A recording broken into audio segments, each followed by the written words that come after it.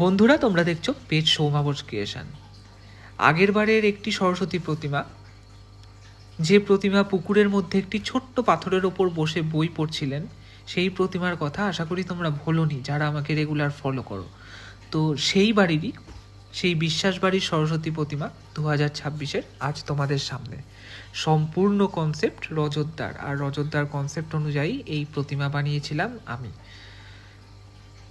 এই প্রতিমাও আগের বারের প্রতিমার মতো আমি বলতে বাধ্য হচ্ছি যে এই প্রতিমা কিন্তু আমার ক্যাটালগে এই একটিই থাকলো। এই প্রতিমা কিন্তু দ্বিতীয় কেউ অর্ডার দিলেও আমি আর তৈরি করব না, কারণ এই প্রতিমা তৈরি আমার কাছে খুব কঠিন একটা বিষয় ছিল। তোমরা ডিটেলিং দেখলেই বুঝতে পারবে। কেমন লাগলো তোমরা অবশ্যই জানিও, আর ভালো লাগলে কিন্তু শেয়ার করতে, কমেন্ট করতে ভুলো না। এখনও বহু সরস্বতী প্রতিমার ভিডিও দিতে বাকি।